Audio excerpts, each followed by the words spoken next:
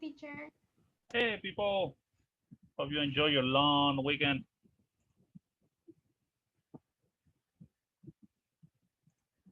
I know I did. Uh, Morning. Morning. Okay.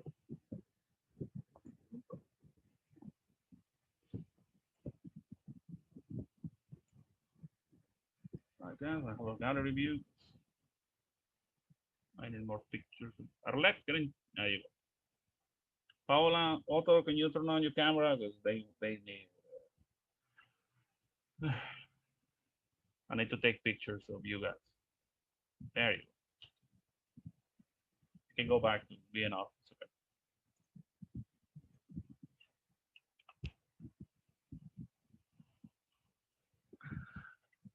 All right, fellas.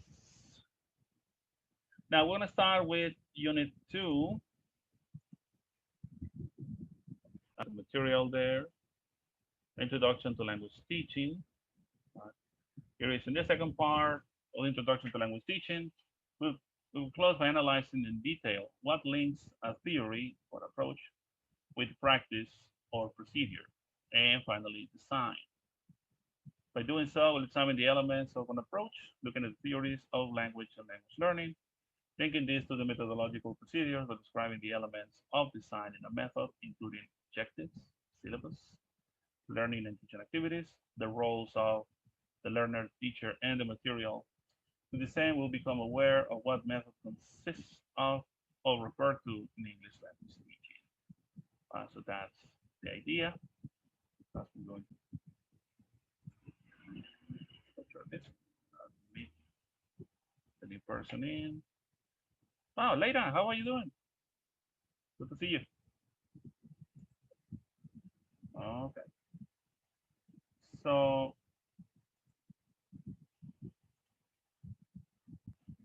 I'm saying the first things first. Yeah. Now, in Unit 1, we look at the connection between approach, method, and technique. And I want to think that you got it, right? The approach, the belief system, assumption beliefs about language and language learning. How do you see language as a way to communicate, as a way to interact, as a way to socialize, as a way to philosophize, as a bunch of structures. And then we got the method, right? The systematic implementation of steps that we have to follow in order to achieve our goal, the procedures which tell you precisely how to do something in what order, and then the technique, well-defined procedure used to accomplish a specific task. Okay.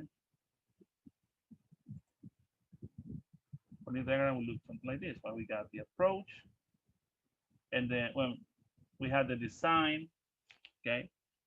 When you are creating your course, well, you have to think about all these elements within the design. What are your objectives? What kind of program are you going to implement? What kind of activities?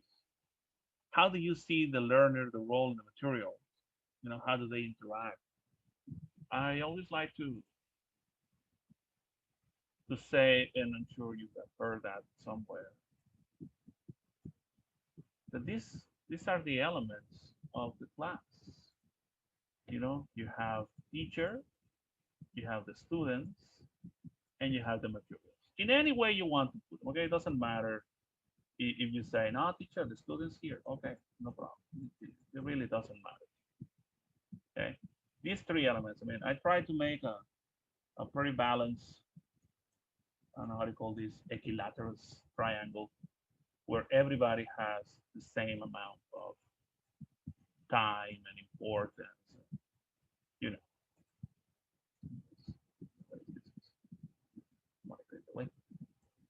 okay.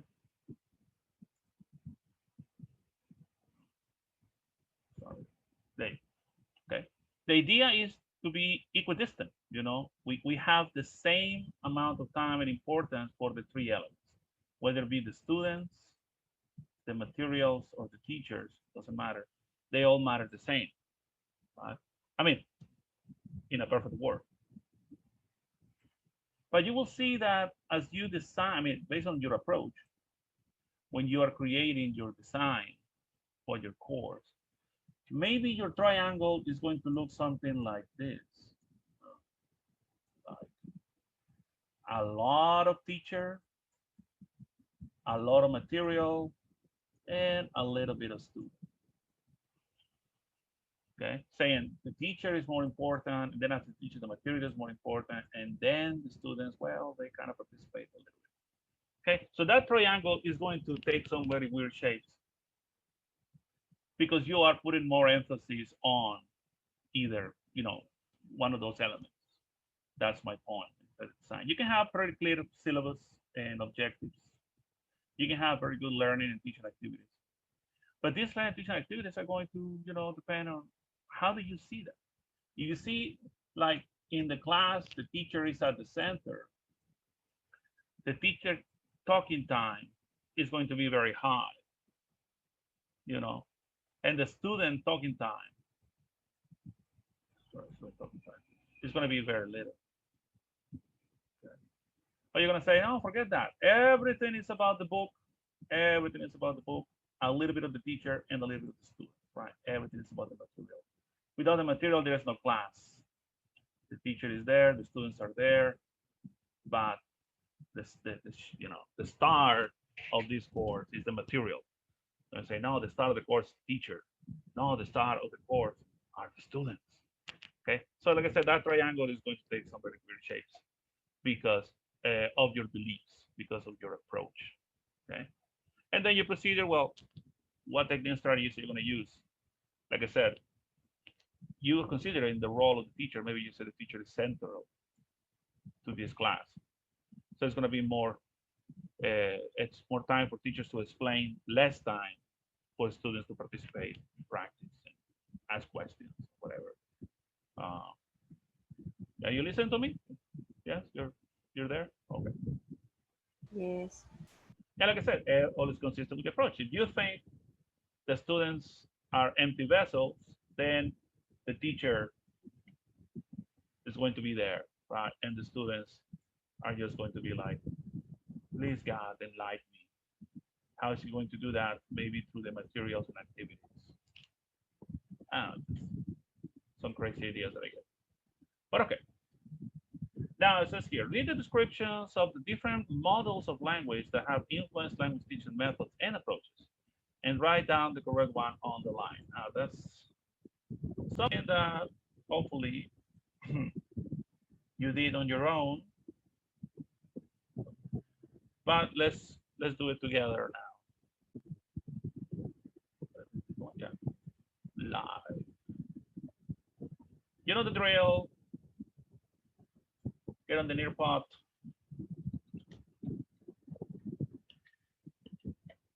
Let me put it in the chat.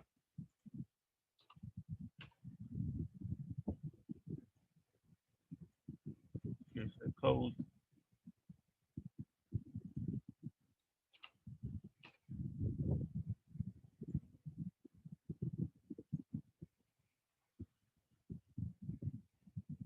So hopefully you'll get there.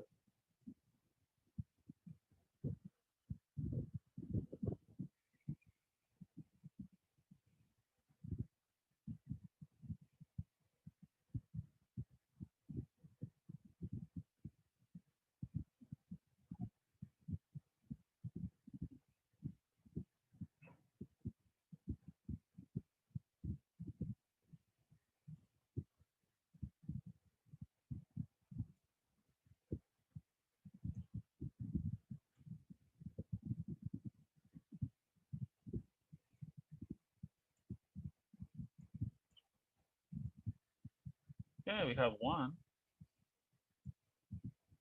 school. Really?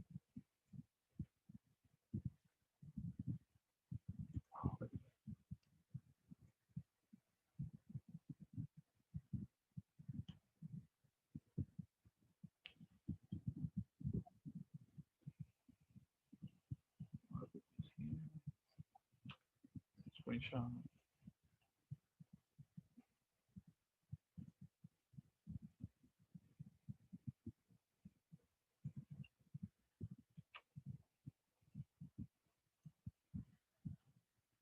right, we got 13. Excellent. How many are there? 19. We're missing like 6 people.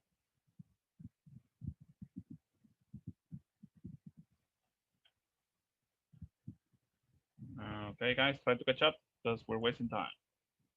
Now, let's move on to the first activity, right? And it is precisely that. You're going to match the concept, the model, with the description of the model.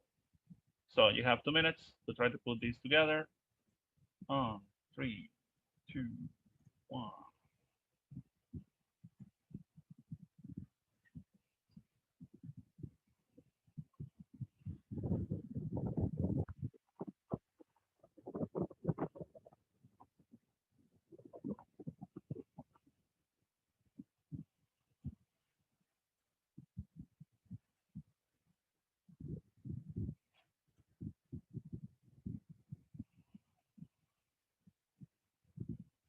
Okay, very good. Wow, Paola, very impressive.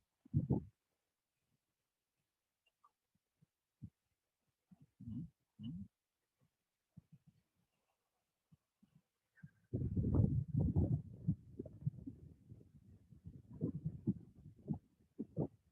Very good. Thank you, Paola.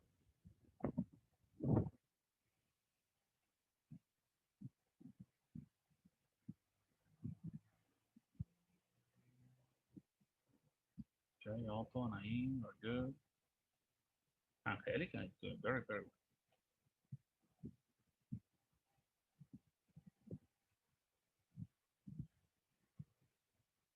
Carlos Josué, Bianca, nice.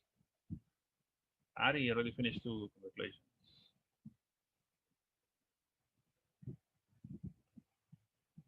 30 seconds.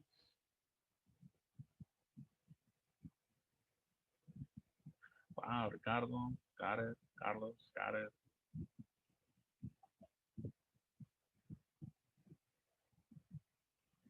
Otto, got it. Angelica, Alger, very good.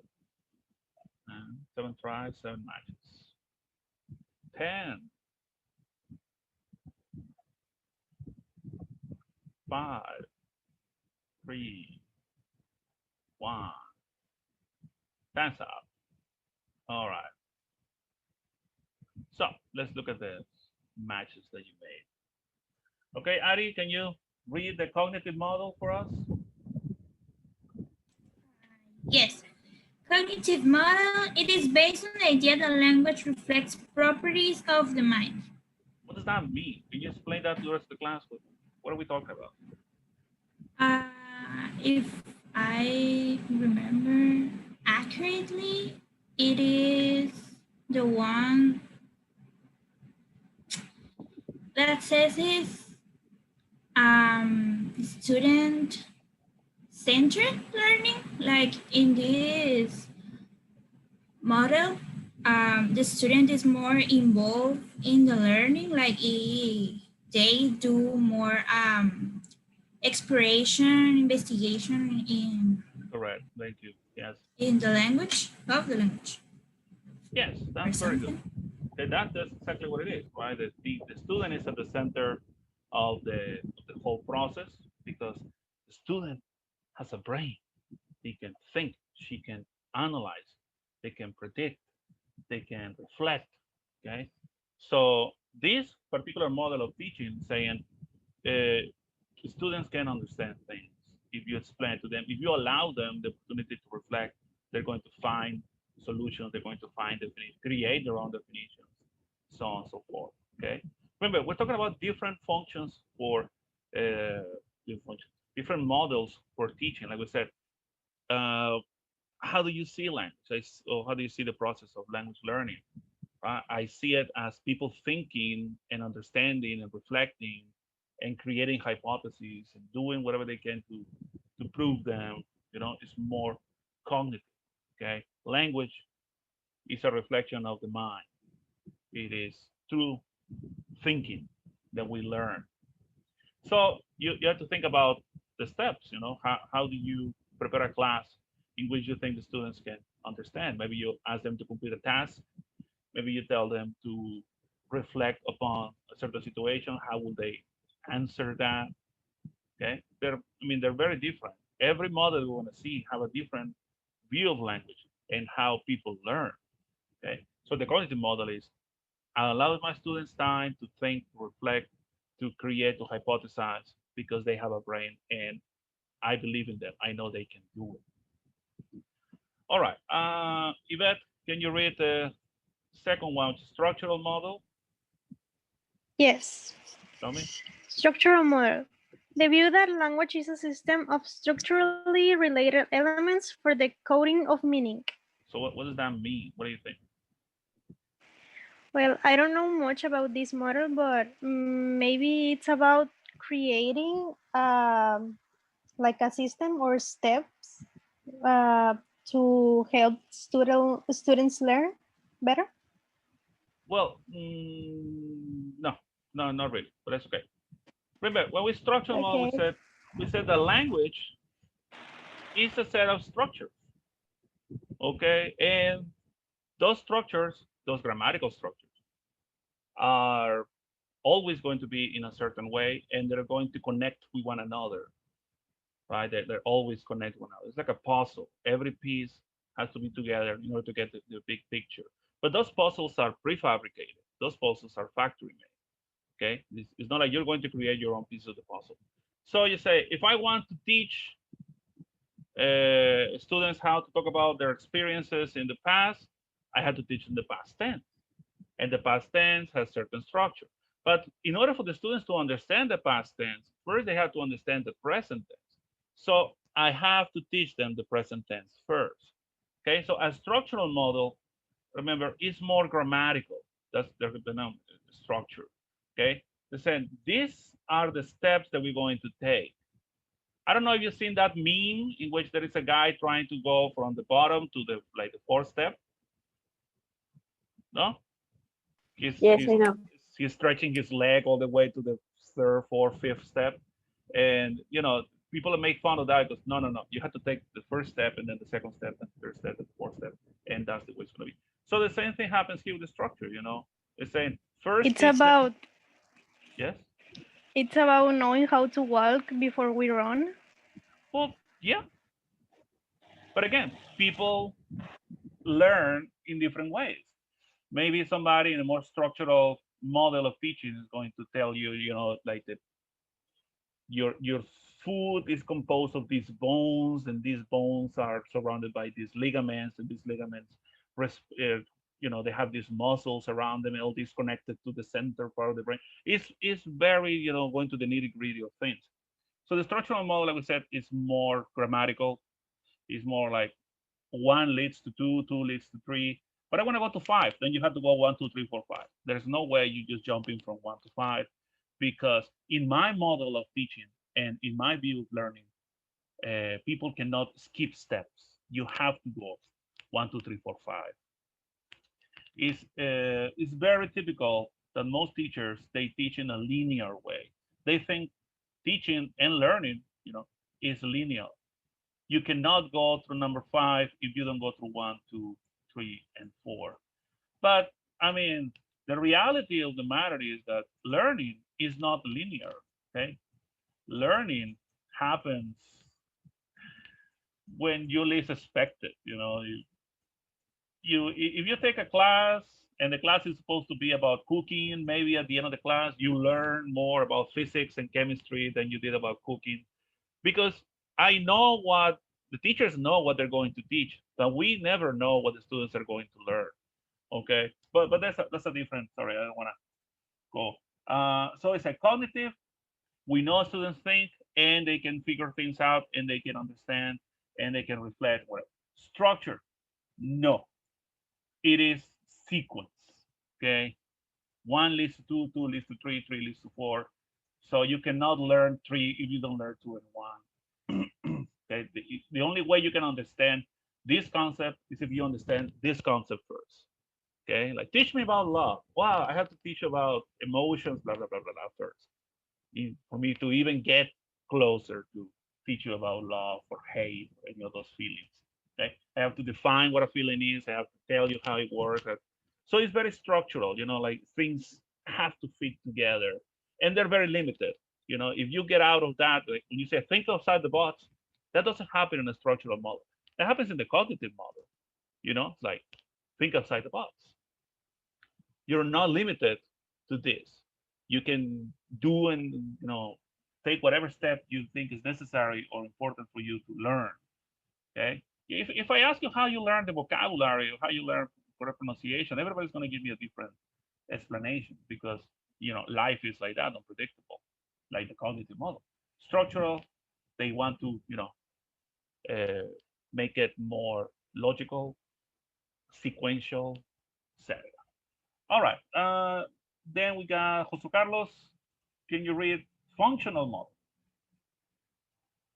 So functional model, they view that language is a vehicle for the expression of functional meanings and performing real world activities. Okay. I think this one is the one that gives meaning to expressions and gives sense to them. Okay, one more time. Sorry, I didn't hear that part. I think this one is the one that gives meaning to some expressions or give sense depending on the situation. Okay, yes, it depends on the situation. Very good. Remember what we said. Everything we do can we categorize as a function. Okay, that's why we say, oh, we learn by doing things, but we have to do those things in a certain way. Okay, how do you greet people? That's a function. How do you ask for the check in a restaurant? That's another function. How do you, I don't know, express your condolences to a grieving mother or a widow in a funeral? That's another function. Okay, so life is full of functions. We carry out these functions every day. And there is an accepted way of doing those things, right?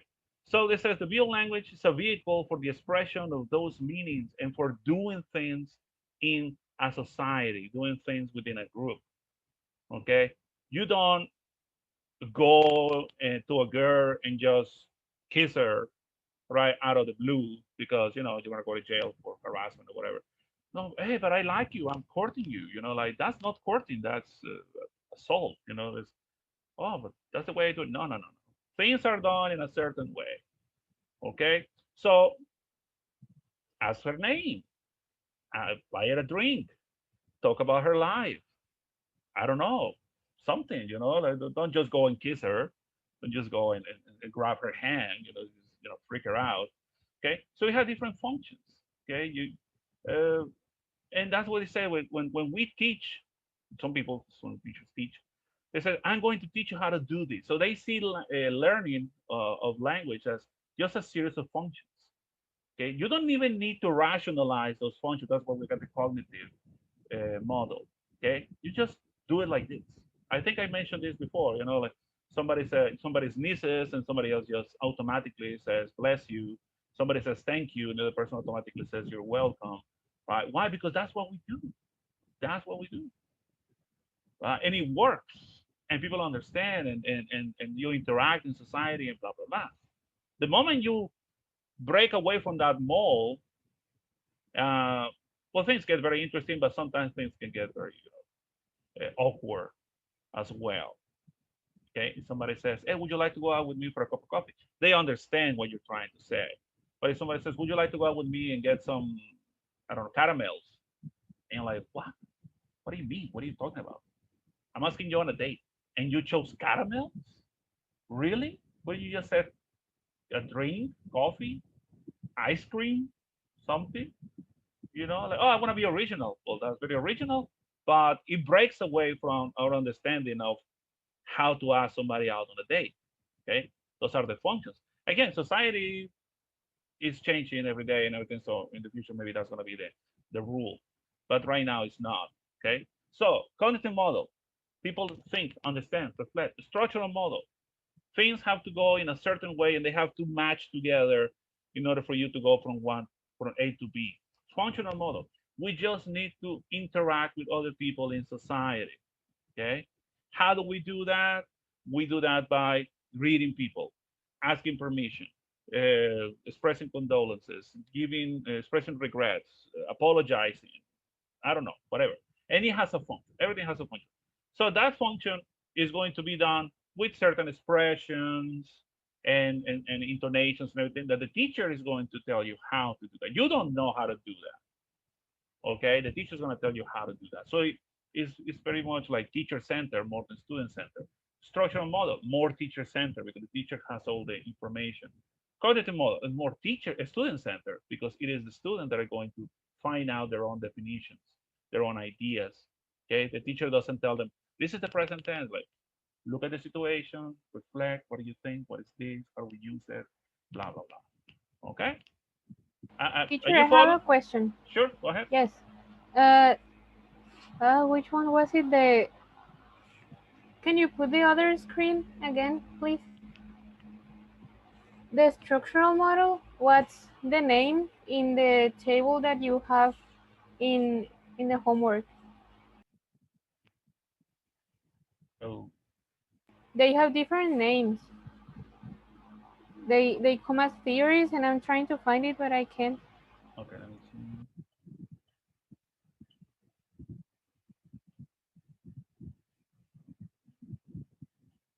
Sorry, we go back. They are different, are they? Are they? But aren't they the same? Aren't they the same? No, no, because the first part, it says theories of language, and the ones that are in the next chart are about theories of language learning. Oh, damn. Maybe I screwed Well, up. I guess. No. No, Yeah. we're using the material from the October 12, not the 14. That's why. Yeah. We're in the 12 theories of language. The elements of an approach, the philosophy of system. All right, like the first one, Chomsky's Never theory of mind lexical then. grammar, that is structural. The view of language system is structural. Elements of coding meaning, yeah, that's the structural. My bad. The language of equal expression, functional meaning, that's function. This language of equal for the realization of interpersonal relationships, but that's nothing else. All right, let's go back to what we're doing. Which one is that? Wow, I'm gonna confuse you guys more than I'm gonna help you. But okay, let's continue. So we got cognitive, thinking, structural, putting things together, functional, just going through the motions, fitting in, doing what you need to do in order to, again, fit in. Ricardo, the next one is the interactional model. It sees language as a vehicle for the realization of interpersonal relations and for the performance of social transactions between individuals. Very good. I believe it refers to how or when people communicate. Very good. How do you communicate? With whom do you communicate? For what purpose do you communicate? Okay, it's just like we learn by interacting. I think you're gonna find that Vygotsky is the one that pushes this. Well, sociocultural too, because it's kind of taking it a little bit further. But yeah, it's like you learn by interacting with other people. So these interpersonal relationships, performance of social transactions between individuals. They say students are at the center, but this case is more learn by doing. Is what do you have to do in this situation? Not just the function. I mean, you can start with the function, but then your interaction is going to be unique. Every interaction is. You cannot expect people to react the same way in every model, sorry, in every function. We know the function. Somebody might say, "Oh, I apologize because I accidentally killed your cat while I was backing my car up the driveway." And the person in the reaction might be very violent, it might be understanding, might be, I don't know, the person might start crying, might get really upset and start yelling at you. Okay, so those interactions are unique, and we learn from those interactions how to deal with life and society. Okay, because the function is telling you like, this is what you're supposed to do. But what happens when that doesn't work, right? Then you have to improvise. You have to start, like, well, the last time this happened, I did this and it worked. Okay. It's taking a little bit of the cognitive model into it. But again, it comes from not just thinking, but actually doing, you know, uh, putting yourself out there. Because if it's cognitive, you're thinking, yeah, with this happens, blah, blah, blah, blah, blah. Like in the movie Sherlock Holmes, he's thinking, oh, I'm going to do this and I'm going to do that. And when they attack me, I'm going to move this way. Yeah, that's very good in your mind. But then when you actually are fighting, maybe something is going to go in a different direction and you have to deal with that. Okay. And the way you deal with that is through your own experience and your own ideas and your own reactions, stuff like that. So maybe that's some people will teach that way. I see language and see learning as doing, right? Not just thinking, not just putting structures together, not just doing the thing that everybody does, but go out there. Like how do you learn to swim? By swimming. You have to go and swim, and you're gonna be you're gonna be terrible at first, and then you're gonna get better, or maybe you'll never get better, but you'll get by, and I don't know. Okay, so that's all the thing. And let's see who's next. Paola. Sociocultural, like I said, it takes the This interaction views of language. Huh? Oh, this views language as a communicative activity in which the social context is central. very good, right? I don't What- get the difference between the interactional and the social. Yeah, like I said, cultural. well, if you read the book, you will see that the sociocultural model is kind of a evolution from the interactional. Okay, is taking interaction, but putting at the very center something very important, which is context. Okay, because you don't react the same way to when you're talking to your mom, when you're talking with a stranger on the street. You don't react the same way to experiences when you are with, I don't know, a police officer than when you are with your nephew or your niece or something. So context is very important. Are you in the bank? Are you in the school? Are you in the church? Are you in a funeral? Are you at, I don't know, at the mall, whatever? Context is very important. And the interactional model doesn't mention context. It just says social transactions between individuals. Okay, just like you're there, talk to this person, and you have to consider this other part. So that's why I say it's an evolution of. Okay, because if somebody says comes up to you and says, I don't know, give me money, you probably say, no way, I ain't give you money. Why would I give you money or something? But if the same thing happens and it's a little boy and you can see it's all dirty on the street and the mother is there on the floor with another baby, whatever, they give me money. And the boy changes the voice and the tone, and you are more like, here you go. Okay. Your reaction will be different because context is going to play a role there. So when you're teaching, saying, well, we're going to do interaction, but bear in mind, keep in mind where you are, who are you talking to, where you are emotionally at that moment. Okay. Sometimes we react violently or angrily at something that is really not worth it. But that's because you are emotionally in a certain other place. You are upset, you're angry, you just fail a course, you just fail an exam, your boyfriend and you broke up, I don't know, something. So the social cultural model, again, comes from the interactional model, but takes social context as an important factor. But the interactional model doesn't mention any of those. I don't know if you see the difference. Like I said, they're very similar, but it is taking it a step further. It says it's not enough that you're interacting with another person. You have to consider who the person is, where you are, context. Remember when you see the Big Bang Theory and you see Sheldon talking to people, and suddenly he says something that you say, wow, that's totally rude, but it's not rude, it's honest. But you say, it's not the time, it's not the moment, you're talking to the wrong person. You know what I'm saying?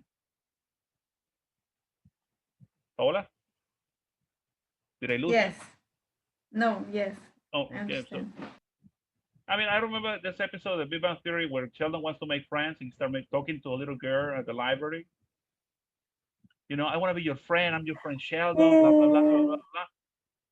And Leonard just loses it. You know, like get out of here. Let's get out of here. Why? Because he doesn't understand that he's coming across as a pervert. But he's not a pervert. We know that. We know the character.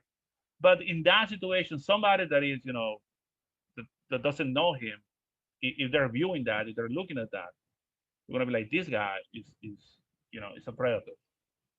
So you have to know, who you're talking to, where you are, and everything.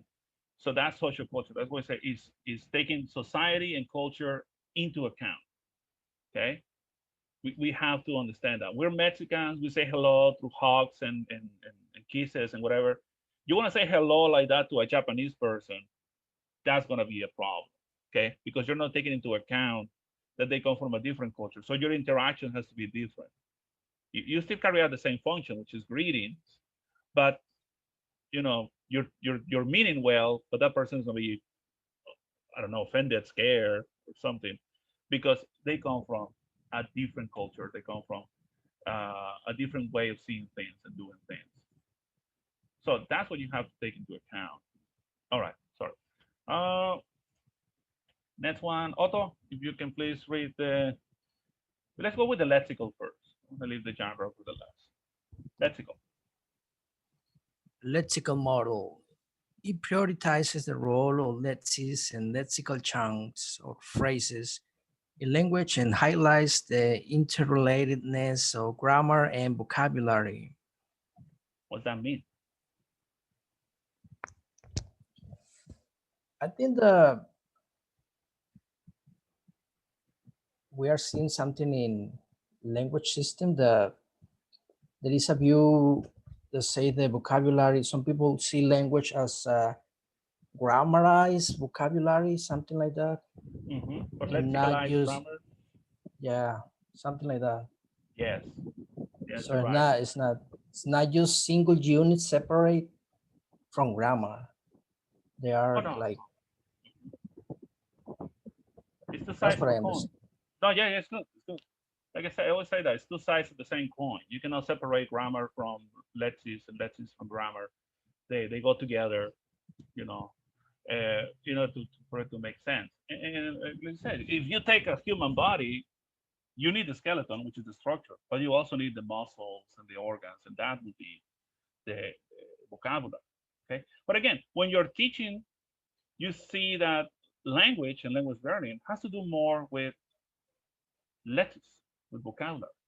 I think I'm sure your teacher has told you this. Like without grammar, very little can be conveyed. Without vocabulary, nothing can be conveyed. You heard that? Like if your grammar is terrible, you can still communicate. But if you don't know the vocabulary for what you want to express, then nobody's going to understand you. It's like when your father says, pásame el